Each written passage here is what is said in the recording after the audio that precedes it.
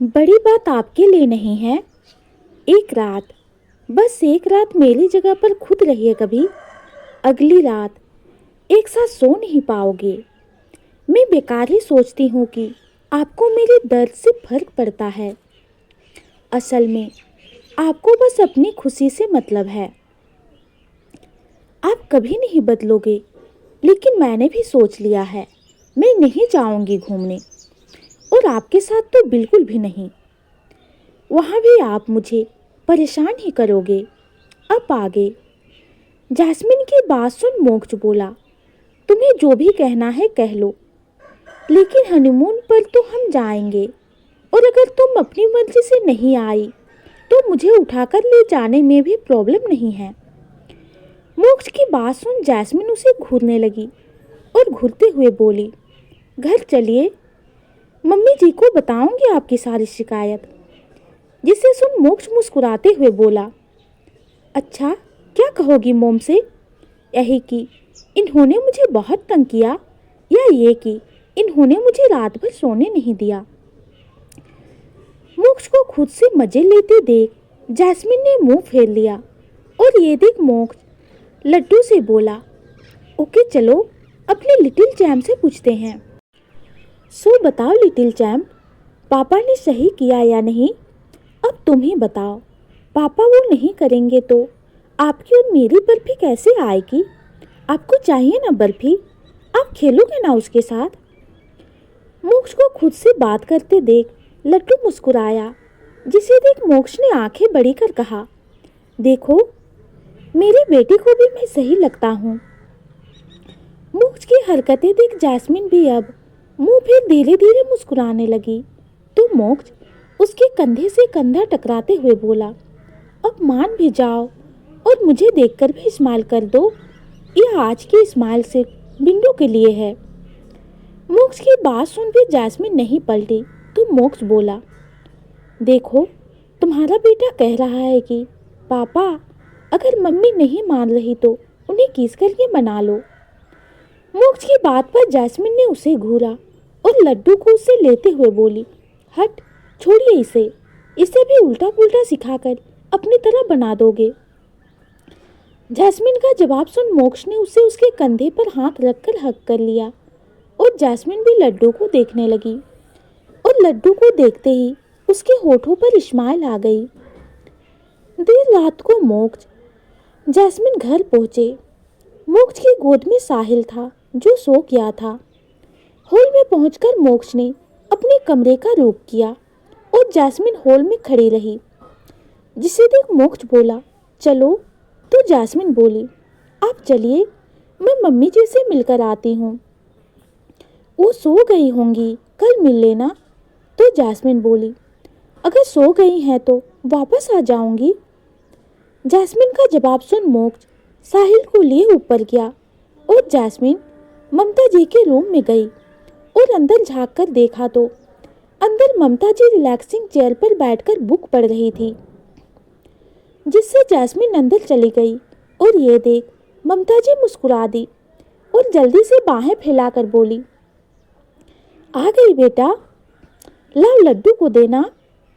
ऐसा करके लड्डू को गोद में लिया, और जैस्मिन ने उसके पैर छुए, तो ममता जी बोली, सब ठीक है ना उधर बेटा, और दर्शन हुए माता जी के सही से?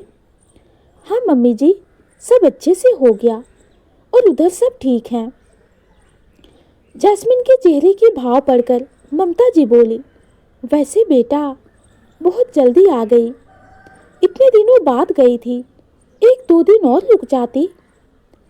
ममता जी की बात सुन जैस्मिन मुंह बनाते हुए बोली, कहाँ मम्मी जी, लड्डू के पापा ने रुकने ही नहीं दिया। ये सुन ममता जी हंसते हुए बोली, मोक्ष ने मुझे बताया ही नहीं कि वो तुम्हें लेने जाने वाला है, नहीं तो मैं उसे रोक देती। मुझे लगा भी नहीं था कि मोक्ष इतनी जल्दी जाएगा। उस दिन जितने ईगो से बोल रहा था, उसके हिसाब से ये बहुत जल्दी गुस्सा ठंडा हो गया। तुम बेकार में इतना परेशान होती हो बेटा, मोक्ष 2 दिन नहीं रह सकता तुम्हारे बिना। तुम्हें पता है शादी से पहले मुझे आकर पूछता कि कब मेरी शादी होगी। ममता जी की बात सुन जैस्मिन शर्मा गई और ममता जी बोली, मुझे तो लगने लगा था कि कहीं मुझे तुम्हें और लड्डू को साथ में ही घर ना लाना पड़े, क्योंकि मैं जानती हूँ ना अपने बेटे को और उसकी जिद को भी।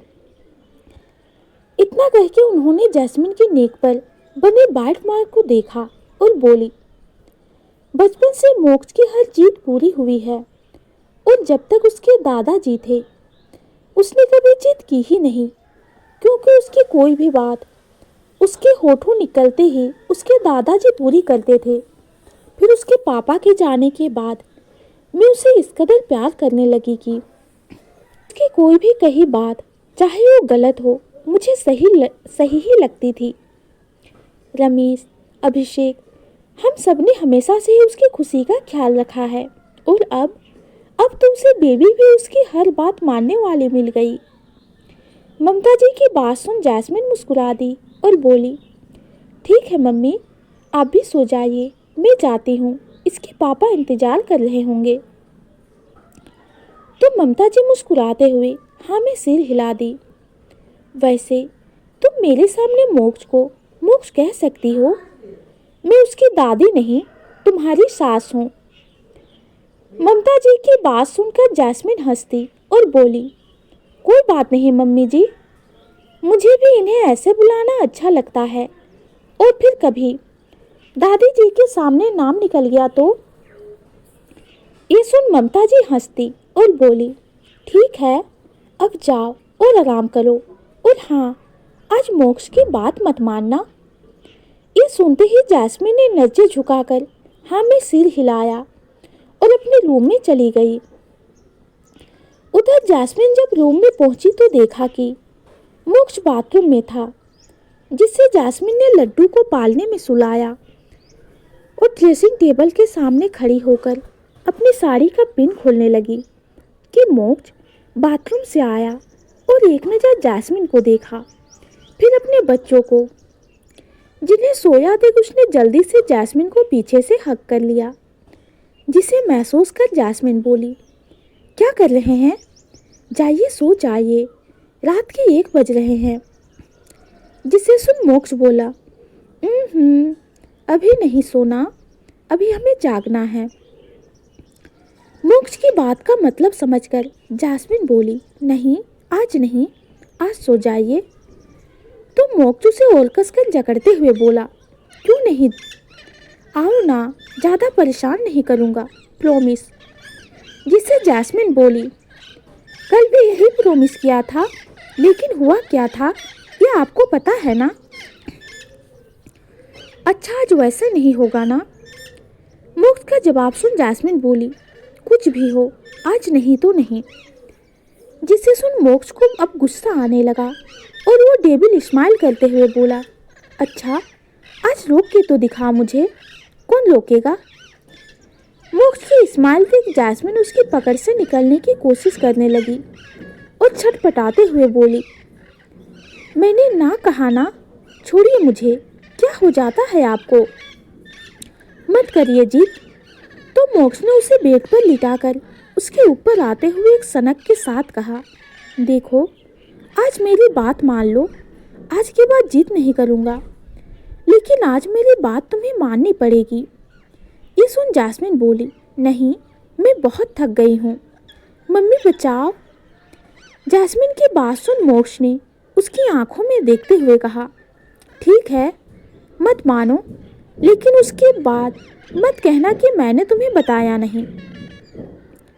मोक्ष की बात सुन जैस्मिन बोली, पीकर आए हो ना।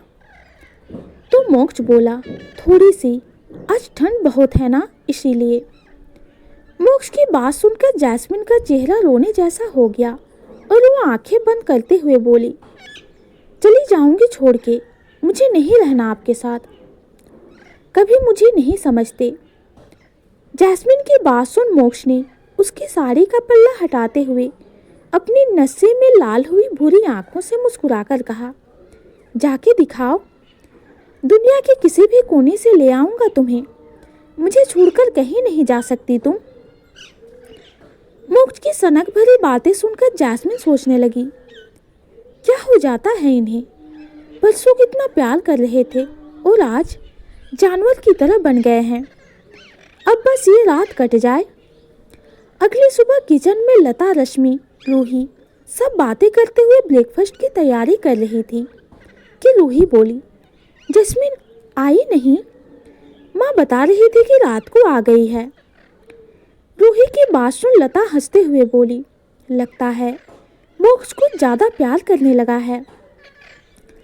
लता की बात पर रूही हंसने लगी और रश्मि बोली, वैसे इस मामले में भाभी बहुत लकी है। भैया बहुत प्यार करते हैं उनसे, हक से प्यार मांगते हैं, वरना विवेक तो किसी के साथ एक बार लग गया, उसके बाद उसे कुछ नहीं दिखता। रश्मि की बात सुन लता बोली, उसे प्यार नहीं कहते रश्मि, मोक्ष हक से प्यार नहीं मांगता बल्कि अपना हक जताता है। उसके दोनों भाइयों ने उसे सिर पर चढ़ा रखा है, जिससे अब उसे अपनी हर जीत पूरी करना अपनी जीत लगता है।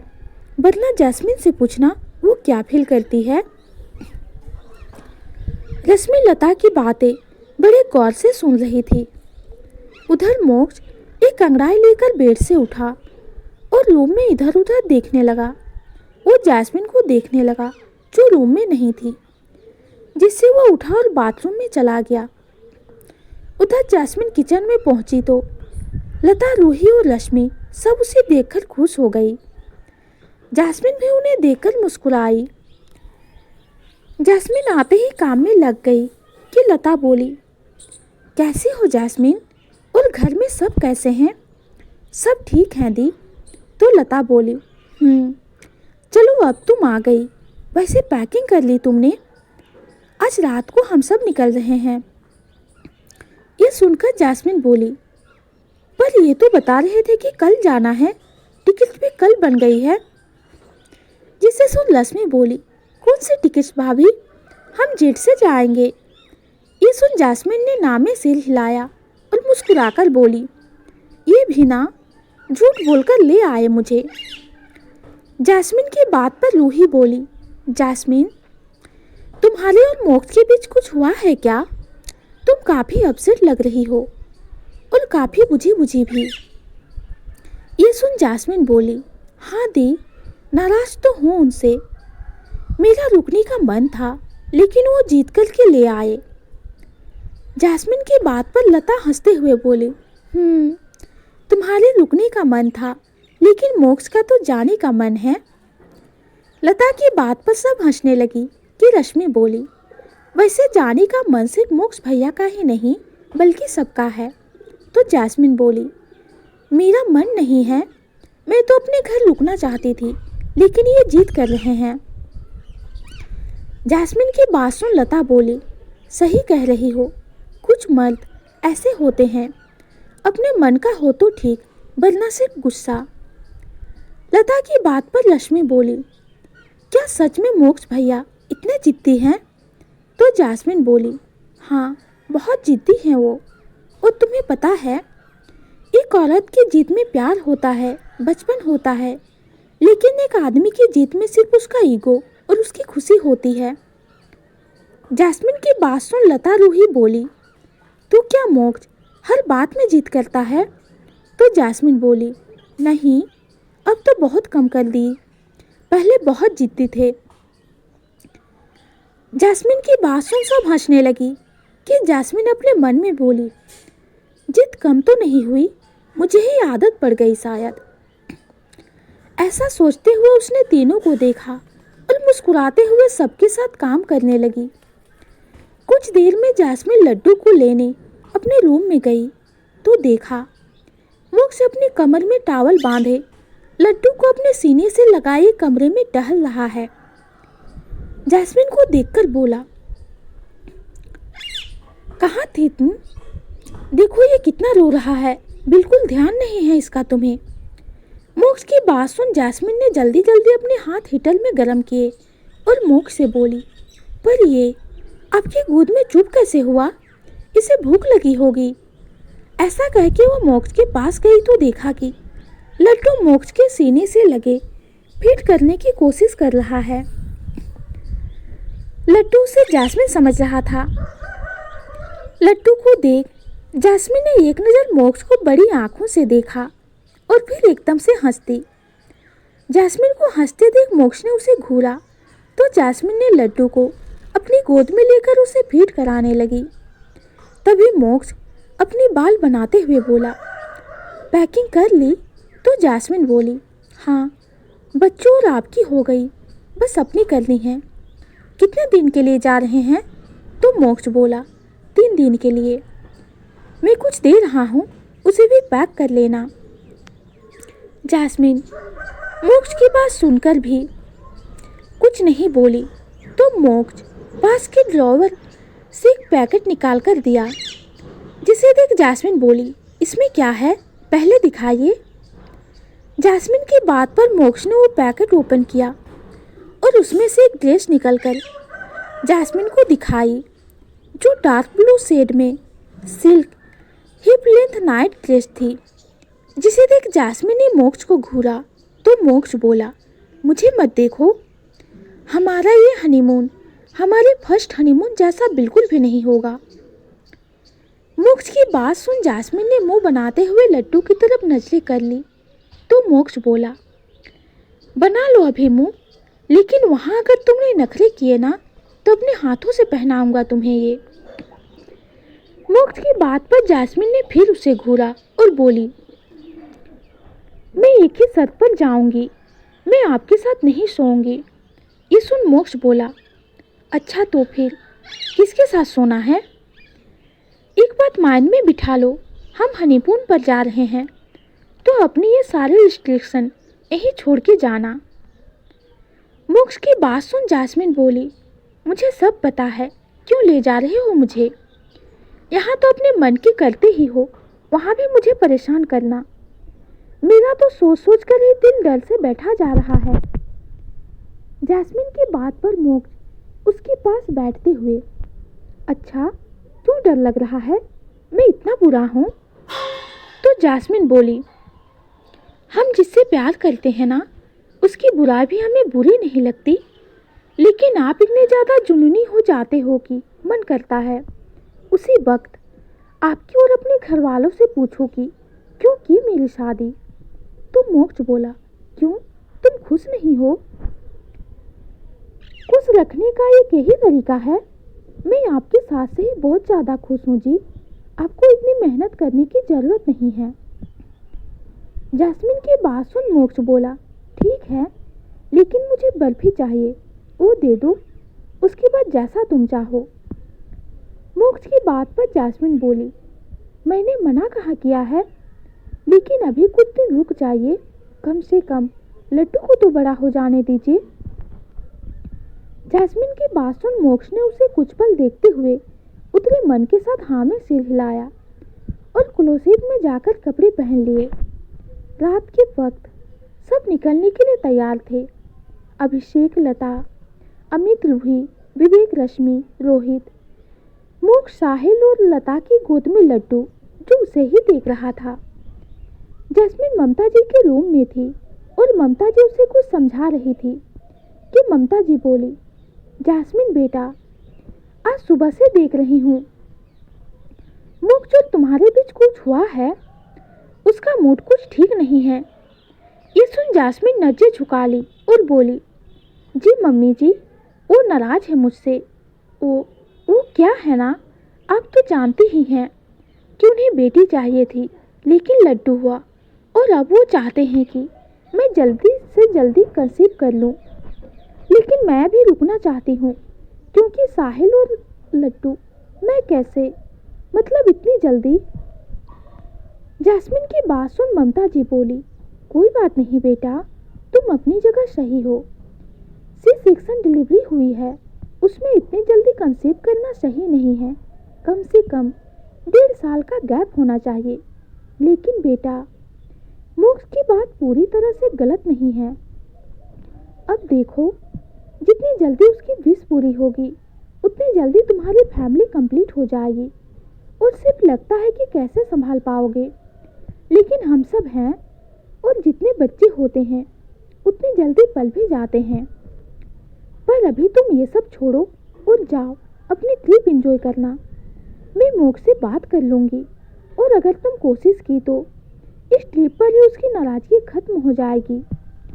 ऐसा कहकर उन्होंने जैस्मिन का हाथ दबाया, जिससे जैस्मिन फीका सा मुस्कुरा दी और मन में बोली, मैं ही पागल हूँ, क्यों ये बात मम्मी जी को बताई? इन्हें तो उनका बेटा ही सही लगेगा ना। सबको बस इस घर के बच्चे से मतलब है। सब ये भूल जाते हैं कि मैं भी किसी की बच्ची हूँ। मम्मी तो हमेशा कहती थी कि बिना बेटी वाले घर में बेटी नहीं देनी चाहिए। फिर पता नहीं कैसे इस घर में मेरी शादी के लिए तैयार हो गई। जैस्मिन अपनी सोच में ही थी कि मोक्ष आया, जिसे देख ममता जी बोली, मोक्ष यहाँ आना। तो मोक्ष अपनी मम्मी के पास गया, जिसे देख ममता जी आगे बोली, बेटा ये जैस्मिन क्या कह रही है? तुम बेबी के लिए फोर्स कर रहे हो? तो मोक्ष बोला, फोर्स नहीं कर रहा मॉम, बल्कि विश कर रहा हूँ। अब इससे नहीं चाहूँगा तो और किससे चाहूँगा? मोक्ष की बात सुन जैस्मिन नज़र झुकाए ही धीरे से बोली, मैं मना कहाँ कर रही हूँ, लेकिन आप ये तो समझिए कि लड्डू अभी सिर्फ 3 महीने का है, कुछ टाइम रुक जाते हैं। जैस्मिन की बात पर मोक्ष बोला, लेकिन तुम भी तो समझो कि बेबी कल के कल थोड़ी हो जाएगा। 1 ईयर अराउंड लगेगा और इतना टाइम तो काफ़ी होता है। और फिर तुम्हारा भाई भी तुमसे 1.5 ईयर ही छोटा है ना। मोक्ष की बात सुन जैस्मिन नज़र झुकाए ही धीरे से कहा, अब इसमें आप मेरे भाई को क्यों बीच में ला रहे हैं? ऐसे तो मैं भी कह सकती हूँ कि आप घर में अकेले हो। ये सुन मोक्ष ने हल्के गुस्से में कहा, इसका मतलब तुम ये चाहती हो कि मोक्षांश भी घर में अकेला रहे? और अगर चाहते भी हो ना तो ये बात दिमाग से निकाल दो, क्योंकि मैं नहीं चाहता। मोक्ष के गुस्से भरे टोन सुनकर जैस्मिन कांप गई, जिसे देख ममता जी बोली, अरे अरे ऐसे लड़ रहे हो जैसे तुम दोनों ही बच्चे हो। मोक्ष ये कौन सा तरीका है बात करने का? और फिर तुम टेंशन मत लो, मैंने उसे समझा दिया है। समझदार है जैस्मिन, समझ जाएगी। लेकिन तुम अपनी ट्रिप खराब मत करो, आराम से जाओ। ऐसा कहकर उन्होंने मोक्ष को देखा और शांत रहने का इशारा किया, जिससे मोक्ष ने हाँ में सिर हिलाया और जैस्मिन से बोला, चलो सब वेट कर रहे हैं।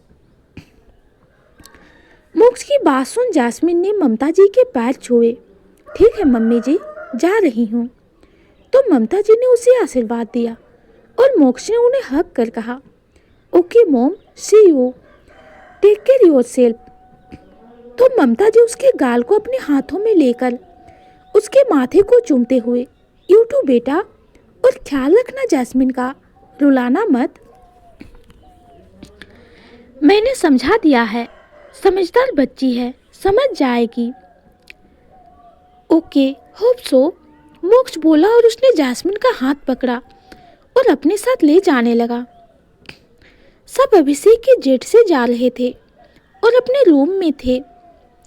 इटली पहुंचने में कम से कम 12 घंटे लगने थे। जैस्मिन तो कब से सोच में डूबी थी। वो मोक्ष और उसकी मॉम के बारे में सोच रही थी। सब अपने अपने रूम में ही डिनर कर रहे थे। मोक्ष भी डिनर कर रहा था। तभी उसकी नज़र जैस्मिन पर पड़ी, जो प्यार से साहिल को निहार रही थी। जिसे देख मोक्ष बोला, क्या हुआ, खाओ ना, इडली तुम्हें पसंद है ना? मोक्ष की बात सुन जैस्मिन एकदम से अपनी सेंस में आते हुए बोली, जैस्मिन के कहते ही बोला, वेट, मैं खिलाता हूँ। फिर उसने जैस्मिन को खिलाने लगा और फिर स्पून से नारियल की चटनी खिलाते हुए बोला, लो सॉस खाओ, पसंद है ना तुम्हें? मोक्ष के खिलाने से जैस्मिन भी खाते हुए सोचने लगी, प्यार तो बहुत करते हैं, लेकिन कभी कभी पता नहीं कैसे बहुत जिद्दी हो जाते हैं। मोक्ष को जैस्मिन को खिलाते देख साहिल बोला, डैडी मुझे भी। तो मोक्ष ने उसे भी खिलाया और जैस्मिन उन दोनों को देखने लगी, जिस पर मोक्ष बोला, क्या बात है, क्या सोच रही हो? तो दोस्तों, आज की स्टोरी आप सबको कैसी लगी कमेंट में ज़रूर बताइए। कहानी पसंद आती है तो चैनल को लाइक और सब्सक्राइब कीजिए। कहानी सुनने के लिए आपका बहुत बहुत धन्यवाद।